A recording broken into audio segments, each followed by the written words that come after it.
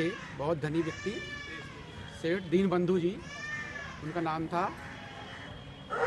एक दिन अचानक अपने बगीचे में घूमने गए, बहुत बड़ा बाग था, उसमें घूमते घूमते पहुंच गए। एक पेड़ के नीचे उन्होंने देखा कि एक वृद्ध पुरुष लेटा हुआ है, बूढ़ा व्यक्ति वहाँ लेटा हुआ था। उनकी नज़र पड़ी और बोले, आप कौन है भाई, कैसे लेटे हो यहाँ? धीरे धीरे कुलमुलाया उनको और वो उठे, उठ के बोले, मैं एक गरीब व्यक्ति हूँ, मेरे पास खाने और कमाने के लिए कुछ नहीं है। उनका फिर क्या करना चाहते हो? कि मुझे तन के लिए कपड़ा और पेट के लिए रोटी चाहिए, इसके अलावा मुझे कुछ नहीं चाहिए। तो फिर आप हमारे इस बाग की रखवाली करेंगे? दीनबंधु जी ने कहा, फिर तो आप हमारे बाग की रखवाली करेंगे? बोले, हाँ साहब मैं करूँगा।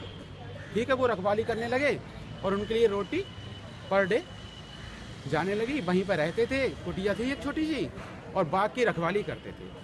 आमों का मौसम आया, आम पक गए, आमों का मौसम आया, तो जब जिसका बाग है उसके यहाँ तो मेहमान आएंगे ज़रूर कि भाई चलो बाग से ही आम खाएंगे। तो सेठ दीनबंधु जी के मित्र वगैरह अच्छे अच्छे लोग वहाँ आए, तो उन्होंने कहा चलो भाई आम खिलाएंगे तो चलो बाग में चलते हैं। वो बाग में गए, सब लोगों को लेकर वो बाग में चले गए। जब मैं बाग में पहुँचे तो बोले, जाइए जी। उन्हीं वृद्ध से बोले, जाओ भाई आप ज़रा अच्छे अच्छे आम तो लेके आओ। एक टोकरी लेके वो गए और सुंदर सुंदर बढ़िया बढ़िया आम वो लेके आए। लोग वहाँ खाने बैठे, खाए तो आम खट्टे थे।